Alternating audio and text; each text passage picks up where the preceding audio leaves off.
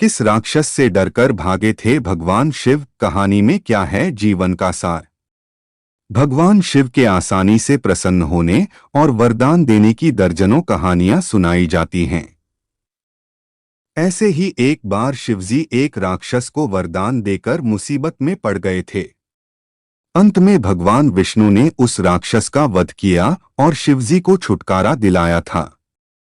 भगवान शिव ने एक राक्षस की कठिन तपस्या से प्रसन्न होकर उसे ऐसा वरदान दे दिया कि वह उनके लिए ही मुसीबत बन गया।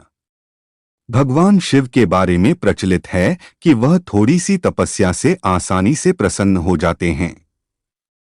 हालांकि कई ऐसे उदाहरण भी हैं जब किसी ने बड़ा वरदान पाने ने उनकी कठिन तपस्या भी की है। लंकाधिपति रावण ने भी अमृत का वरदान पाने के लिए भगवान शिव को अपने 10 सिर चढ़ा दिए थे। भगवान शिव से जुड़ी ऐसी ही एक और कहानी है जिसमें एक राक्षस ने शिवजी की घोर तपस्या कर उन्हें प्रसन्न किया था। हालांकि वरदान देकर भगवान शिव खुद ही मुसीबत में फंस गए थे। बाद में भगवान विष्णु ने उन्हें इस मुसीबत से छुटकारा दिलाया था। कहानी के मुताबिक एक बार महर्षि नारद धरती पर घूम रहे थे। रास्ते में उन्हें वृकासुर नाम का राक्षस मिला। नारद मुनि को देखते ही उसने कहा कि मैं आपसे कुछ सलाह लेना चाहता हूं। आप मुझे बताइए कि ब्रह्मा, विष्णु और महेश में कौन देवता जल्द प्रसन्न हो जाते हैं। महर्षि नारद ने बहुत सोचने के बाद कहा कि वैसे तो तुम तीनों महादेवों में से किसी की भी तपस्या कर सकते हो, लेकिन ब्रह्मा और विष्णु जल्दी प्रसन्न नहीं होते हैं। उनके लिए बहुत वर्षों तक कठिन तपस्या करनी पड़ती है।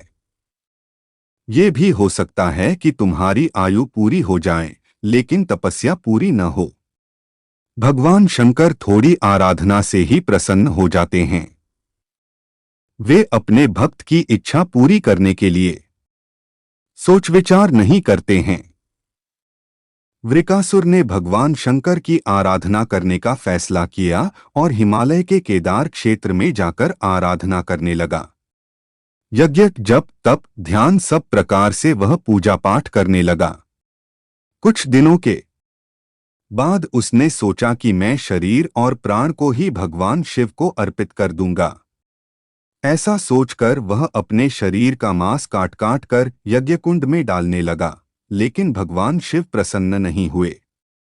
परेशान होकर एक दिन उसने अपना शीश काटकर भगवान शिव को अर्पित करने का फैसला किया।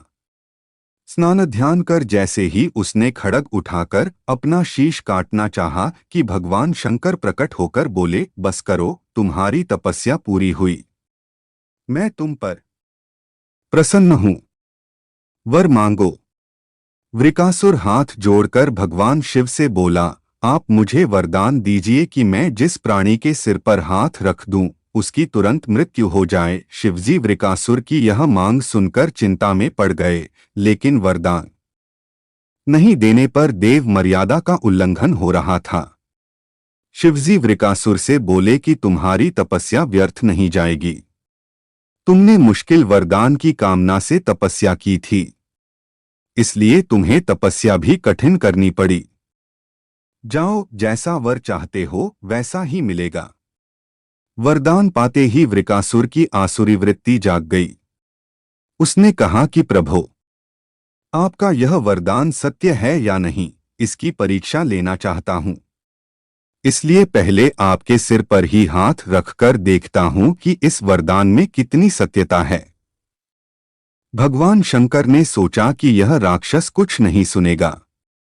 जब वृकासुर शिवजी के सिर पर हाथ रखने के लिए आगे बढ़ा तो वह वहां से भागने लगे।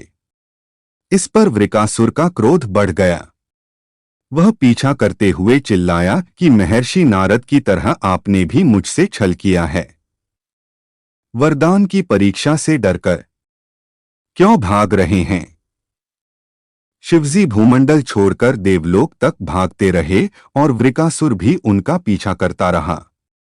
अंत में भगवान शिव विष्णु लोक पहुंचे और विष्णु जी को अपनी परेशानी बताई। विष्णु जी ने हंसकर कहा कि कुछ भी हो, आपके वरदान की सत्यता तो सिद्ध करनी ही होगी। भगवान विष्णु ने योगमाया से एक वृद्ध तेजस्वी ब्रह्मचारी का स्वरूप बनाया और वृकासुर की ओर चल पड़े। भगवान विष्णु को जब वृकासुर आता हुआ दिखाई दिया तो उन्होंने आगे बढ़कर उसे प्रणाम किया। उन्होंने वृकासुर से कहा कि असुरराज कहाँ भागे जा रहे हैं? लगता है कि आप बहुत थक गए हैं। शरीर को थोड़ा आराम दीजिए। आप सब प्रकार से समर्थ हैं, फिर भी मेरे योग्य कोई काम हो तो बताइए। अक्सर लोग अपने मित्रों और सहायकों से ही अपने काम पूरा करा लेते हैं। एक तेजस्वी ब्रह्मचारी की बातें सुनकर वृकासुर ने शिवजी के वरदान और उसकी परीक्षा की बात बताई। इस पर ब्रह्मचारी हंसा और कहा कि तुम किसके वरदान की परीक्षा लेना चाहते हो? शिवजी का तो अपना कोई घर ही नहीं है। वह खुद भूतों प्रेतों के साथ घूमते रहते हैं। वह भला किसी को क्या वर देंगे? वर देने वाले तो ब्रह्मा और विष्णु ही हैं। विष्णु जी ने वृकासुर से कहा कि तुम्हें वरदानी होना था तो ब्रह्मा या विष्णु की आराधना करनी चाहिए थी। शिवजी के पीछे बेकार दौड़ रहे हो। वरदान देने वाला तो खुद इतना शक्तिशाली होता है कि उसके वरदान का असर खुद उस पर नहीं हो सकता है। उन्होंने तो तुम्हें झूठ मूठ का वरदान दिया है। तुम्हारी तपस्या बेकार चली गई।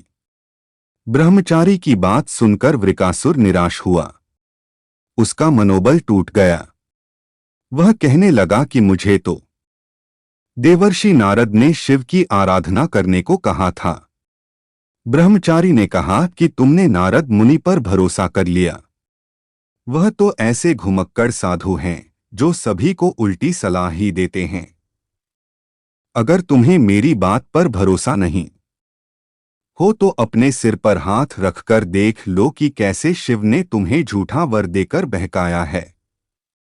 वृकासुर का मनोबल बुरी तरह टूट चुका था।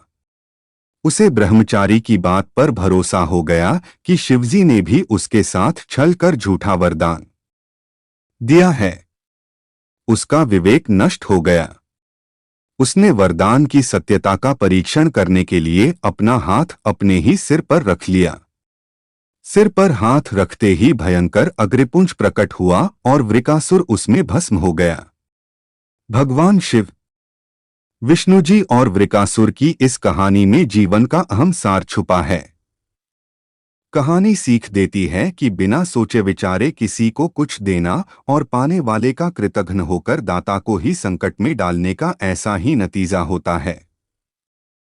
कृतघ्नता के उन्माद में बुद्धि विवेक नष्ट हो जाता है और उपलब्धि ही विनाश का कारण बन जाती है।